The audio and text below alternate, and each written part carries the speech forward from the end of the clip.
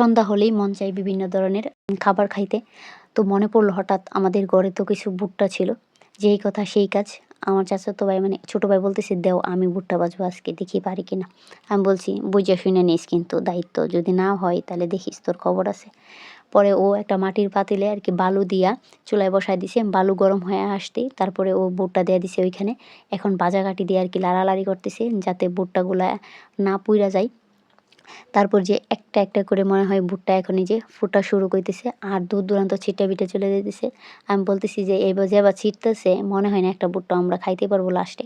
তারপর ও ঢাকনা দিয়া ডাইকা এখন এই যে একটা লুসনি দিয়ে দইরা তারপরে পাতিলটা আরকি জাগাইতেছে যাতে সবগুলা ভুট্টা পারফেক্ট ভাবে আরকি ফুটে।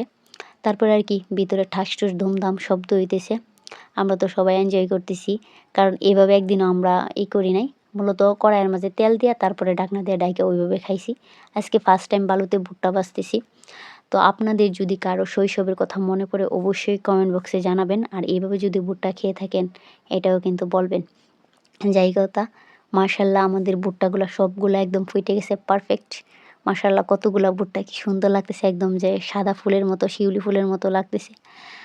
তো বিশেষ করে চর এলাকার মানুষ এভাবে ভুট্টা বেশি তারা ভাইজা খেয়ে থাকে।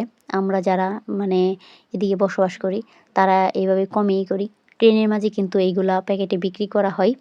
তখন আমরা বলি যে কেমনে করে? আজকে বুঝতে পারলাম যে ওইগুলা বালুতেই ভাজে। তো মাশাআল্লাহ এখন আমরা খাইতেছি ভুট্টাগুলা। তো আপনারাও চেষ্টা করবেন যে এইভাবে ভুট্টা খাওয়ার জন্য। এনজয় হবে, মজা হবে। ইনশাআল্লাহ পরবর্তীতে ভিডিওতে দেখা হবে। আল্লাহ হাফেজ। আসসালামু আলাইকুম। ভিডিওটি দেখার জন্য অসংখ্য ধন্যবাদ। আর সুন্দর একটা কমেন্ট করে যাবেন। আল্লাহ হাফেজ।